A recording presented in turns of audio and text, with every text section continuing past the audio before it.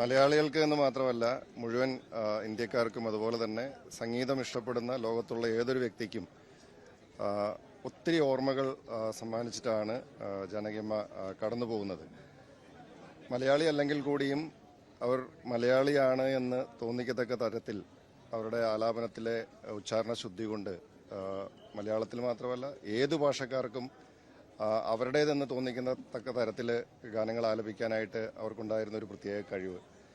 അതുപോലെ തന്നെ ശാസ്ത്രീയ സംഗീതം ഫോർമലായിട്ട് പഠിച്ചിട്ടില്ലെങ്കിൽ കൂടിയും അതൊരിക്കലും തോന്നിക്കാത്ത തരത്തിൽ ഒരുപക്ഷെ ദൈവം പാട്ട് പഠിപ്പിച്ച ഒരു സംഗീതജ്ഞൻ എന്ന നിലയ്ക്ക് തന്നെ ആളുകൾക്ക് തോന്നുന്ന തരത്തിൽ അത്ര വ്യത്യസ്തമായ ശബ്ദങ്ങളിൽ ഏത് ശ്രുതിയിലും ആരെയും വിസ്മയിപ്പിക്കുന്ന തരത്തിലുള്ള ഗാനങ്ങൾ ആലപിക്കാനായിട്ട് സാധിച്ച മലയാള സംഗീത ലോകത്തിന് അതുപോലെ തന്നെ ഇന്ത്യൻ മ്യൂസിക്കിനും വലിയ സംഭാവനകൾ നൽകിയിട്ടുള്ള അനശ്വര കലാകാരിയാണ്.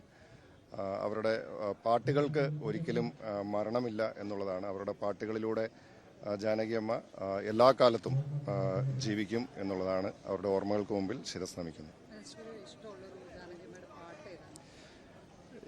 ഏതാണ്ട് 40,000-ലധികം പാട്ടുകൾ പാടിയ ഒരാളുടെ 48,000-ഓളം പാട്ടുകൾ പാടിയ ഒരു ഗായികയുടെ ആ 48,000-ൽ നിന്നും ഒരു ഗാനം തിരഞ്ഞെടുക്കുക എന്ന് പറഞ്ഞാൽ അത് വലിയൊരു ടാസ്ക് ആയിരിക്കും. എത്രയോ ഗാനങ്ങളാണ്. അപ്പോൾ അകലെ അകലെ നീലാകാശമൊക്കെ പാടാത്ത ഒരു ഗാനമേള കേരളത്തിൽ ഉണ്ടാവില്ല. അങ്ങനെ എത്രയോ ഗാനങ്ങൾ. അപ്പോൾ അത്രയധികമായിട്ട് മലയാളികളെ സ്വാധീനിച്ചിട്ടുള്ള ഒരു ഗായികയാണ്. അപ്പോൾ മലയാളികൾ വിശ്വസിക്കുന്ന അവർ മലയാളിയാണെന്നാണ്. ഇപ്പോൾ കർണാടകയിൽ വരുമ്പോൾ കർണാടകക്കാർ വിശ്വസിക്കുന്ന അവർ കന്നഡികയാണെന്നാണ്.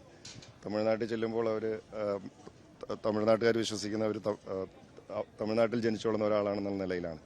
അങ്ങനെ അവർ യഥാർത്ഥത്തിൽ ആന്ധ്രയിൽ ജനിച്ചോളുന്ന ആളാണ്. അപ്പോൾ ഞാൻ ജാനകിയമ്മയുടെ കുടുംബവുമായിട്ട് സംസാരിക്കുമായിരുന്നു. അവർ തന്നെ പറയായിരുന്നു, ആന്ധ്രയിൽ ജനിച്ചു, തമിഴ്നാട്ടിൽ വളർന്നു, അതിനുശേഷം ഹൈദരാബാദിൽ ജീവിച്ചു, ഇപ്പോൾ ഒടുവിൽ കർണാടകയിൽ മൈസൂരിൽ വന്ന് അവസാന നാളുകളിൽ മൈസൂരിൽ താമസമാക്കി.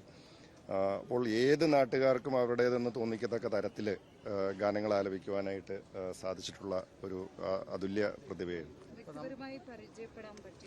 അങ്ങനെ സാധിച്ചു. നമ്മൾ ഗാനമേളകളൊക്കെ നമ്മൾ കണ്ടിട്ടുണ്ട്, കേൾക്കാനിടയായിട്ടുണ്ട്.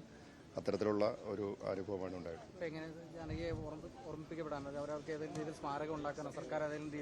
അല്ല, അത് ഇപ്പോൾ നമുക്ക് അതിനെക്കുറിച്ച് പറയേണ്ട ഒരു സമയമല്ല. തീർച്ചയായിട്ടും മലയാളികൾ ഏറ്റവും ഇഷ്ടപ്പെടുന്ന ഒരു ഗായികയാണ്. സംസ്ഥാന സർക്കാരിൻ്റെ പ്രതിനിധി എന്ന നിലയിലാണ് അതുകൊണ്ട് തന്നെ അന്തിമോപചാരം അർപ്പിക്കുവാനായിട്ട് ഞാൻ കേരളത്തിൽ നിന്നും ഇവിടെ എത്തിയത്. അവരുടെ ഓർമ്മകൾക്ക് മുമ്പിൽ ഒരിക്കൽ കൂടി ശിരസ് നമിക്കുന്നു.